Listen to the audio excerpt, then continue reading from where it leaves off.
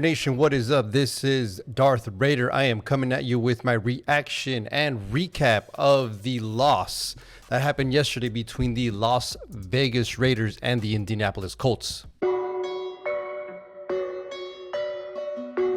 So we were coming into Sunday facing a 3-5-1 team with a 5-day-old coach, a never before play caller that is now the offensive coordinator for an NFL football team, a mess of a defensive front with no star linebacker. What could go wrong? This should be an easy game, right? This should be a dub.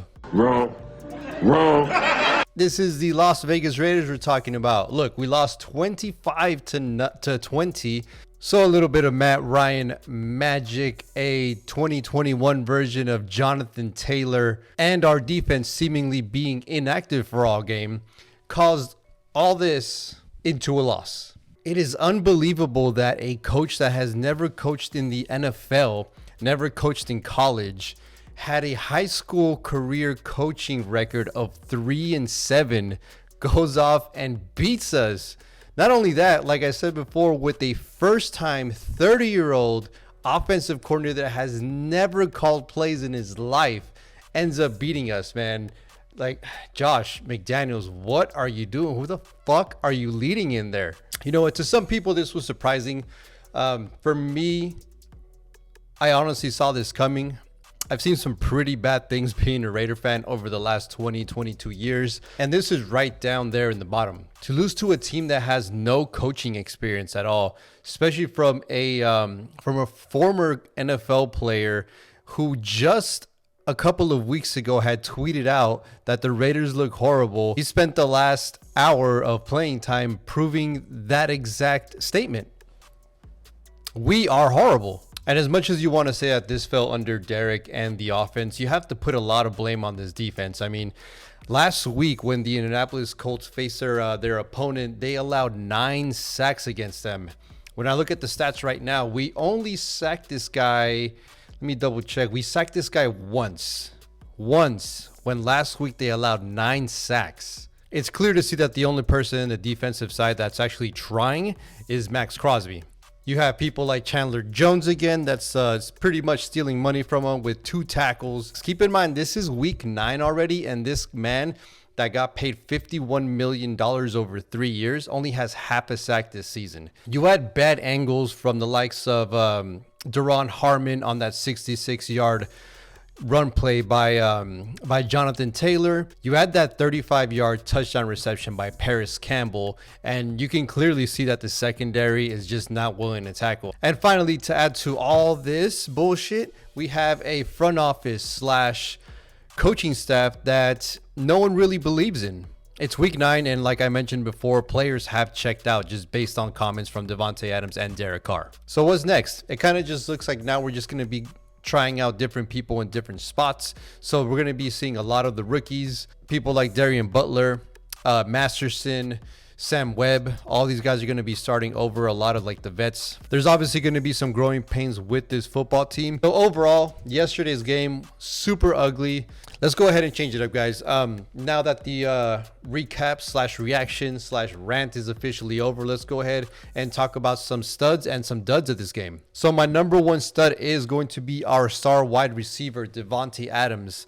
The man went for 9 receptions, 126 yards, and 1 touchdown catch. This guy is obviously one of the best in the league, produces consistently, and is actually a leader. He is one of the few people in this team that will actually speak up and call out people. And stud number 2, we have Max Crosby. The guy went for 10 tackles yesterday. He had 1 sack. He had 1 tackle for loss. So this guy was all over the place. Again, one of the few leaders in our club that will actually speak up and lead by examples. And my third stud of the game is going to be our quarterback, Derek Carr.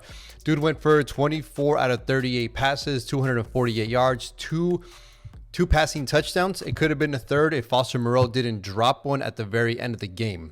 Unfortunately for him, he is going to be the fall guy at the end of this season. You can kind of tell by that press conference that he had last night after the game.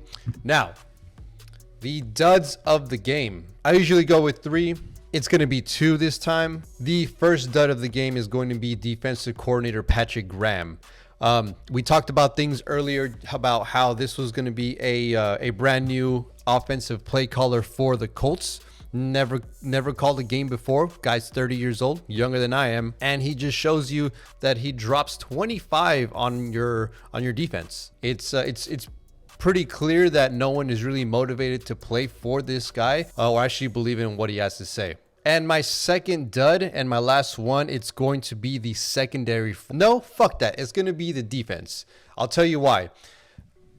Matt Ryan scrambled for a 30-yard gain. And if you see that replay, you see about 4 to 5 defensive backs jogging, not running, jogging at him. And it took Amik Robertson to fly out from the other side of the field to tackle him. Like, that just shows the kind of passion that you have and, you know, the kind of work ethic that you bring over to your defense. So as we talked about the keys to the game last week, one of the keys to the game was to stop Jonathan Taylor. We absolutely did not do that. My man had 22 carries for 147 yards, 1 touchdown with a 66-yard scamper.